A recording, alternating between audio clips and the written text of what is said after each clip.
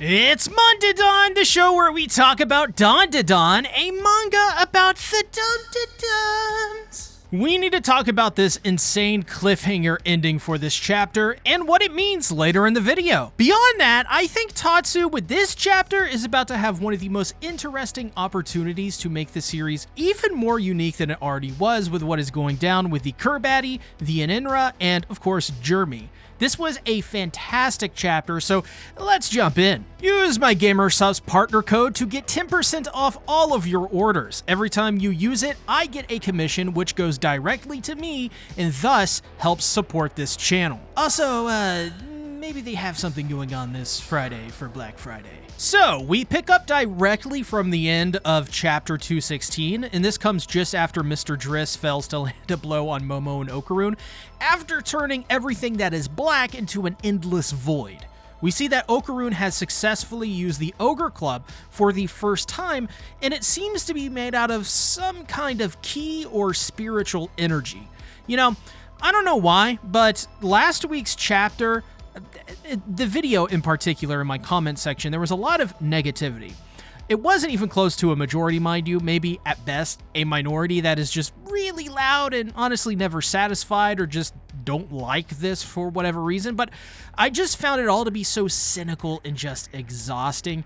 I saw this series being compared to Star Wars slop, or that Momo's character isn't making sense anymore, you know, all that stuff. I just want to say that, well, for one, I thought we already got past this, but maybe we didn't. For two, it feels like that for whatever reason after season 2 of the anime, we have had an influx of new and amazing readers from the anime, but Jesus Christ, some of you need to focus up. Like, some of these critiques just come off as so uninformed and out of touch and negative.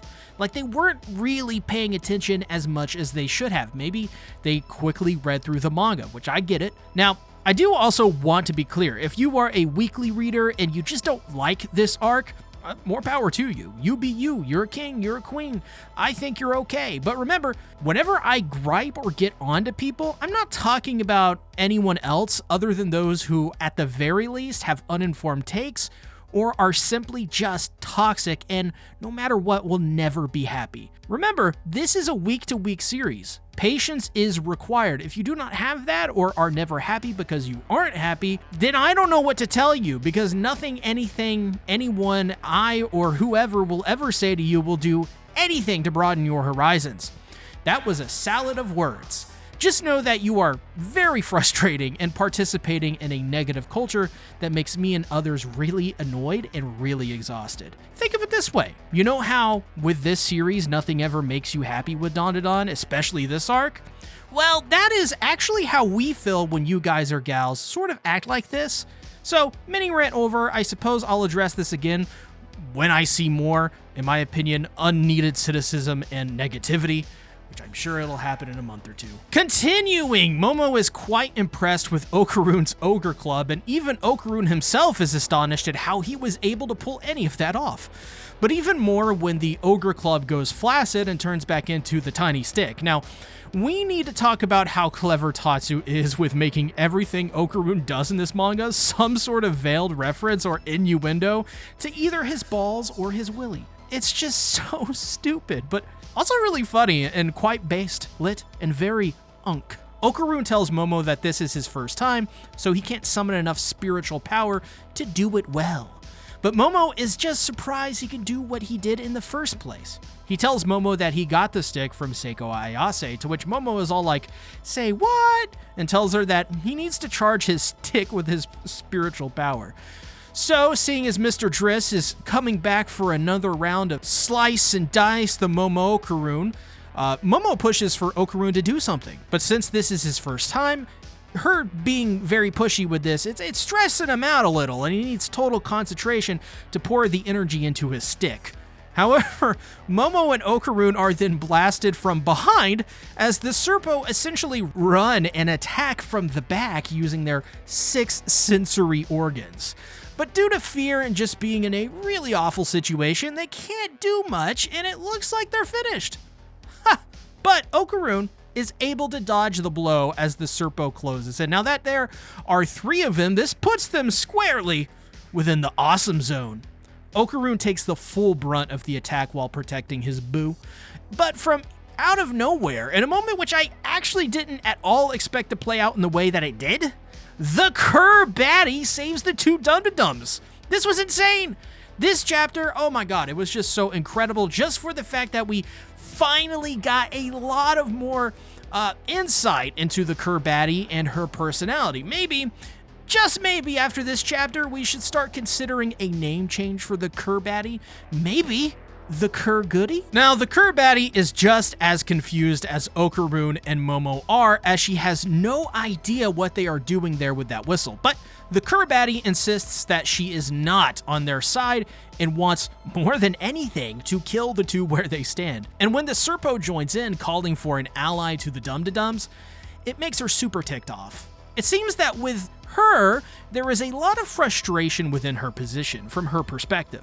She has to do these tasks Jeremy tells her, and all she wants to do is get her revenge.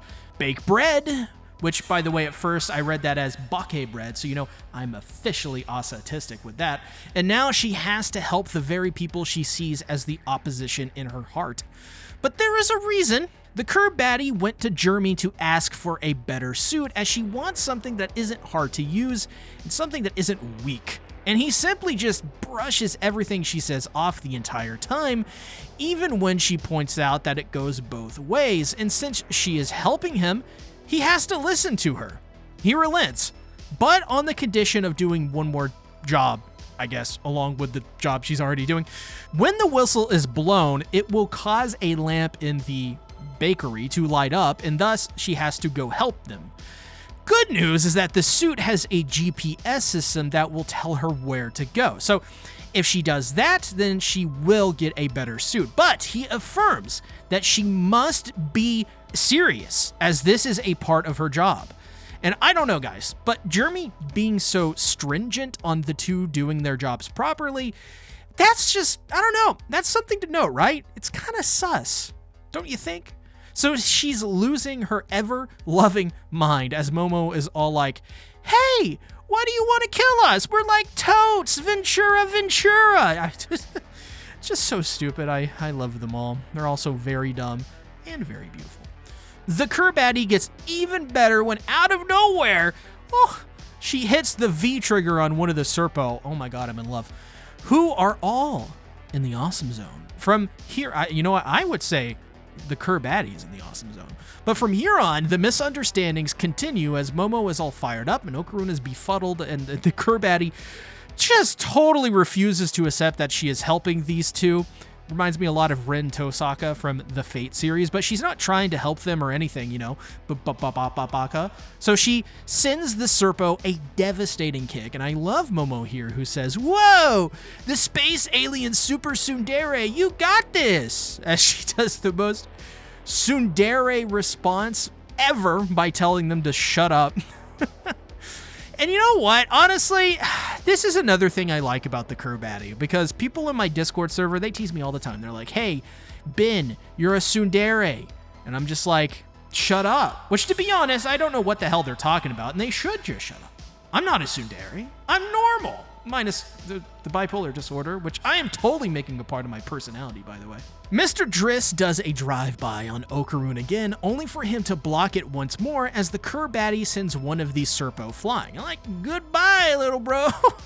Okarun tells Momo to go on and find Gigi because he is sure that he would be able to protect her. Now, I don't know about you, but this touched me within the dark depths of the cockles of my heart. Okarun doesn't believe he has the ability to protect Momo even when he is successfully protecting Momo. It is really hard to watch our boy sometimes go through these bits of self-doubt, constantly believing that he's not good enough for her. It makes it even harder when you know he will continue to try as hard as he can anyways. I think this may be something we'll probably see addressed when Momo finally gets her memories back fully and she thanks him for protecting her from when she had lost her memories. Because as we can see clearly, he is putting his body and life on the line to protect his boo, especially that last panel. We'll get to that in a moment. But we do get this very, this great moment from him where he recalls all of his training in this very classic Japanese-style collage. I always loved how the trope of training through chores and doing them perfectly and efficiently comes back to later help the person training. I don't know. I just like the trope. It's very endearing. I think it makes the characters more relatable than just, going into the hyperbolic time chamber because they really, really, really want to be a Super Saiyan. Now, that being said, I do love DBZ, by the way, just comparing and contrasting for fun, not for hate or rage bait, but in a weird way, it makes me feel like I should put my all into like folding clothes, exercising, or clicking heads in Fallout New Vegas. Oh, that's right. Playing it in my Discord server right now. It's great. But at the end of the chapter, Okarun successfully is able to channel enough power into his little stick to slice off Mr. Dris's arm with what looks to be a new detail with the Ogre Club. Now, it seems like I may have been right here, and maybe then some, as the Ogre Club is clearly taking the form of some kind of longsword or katana of some sort.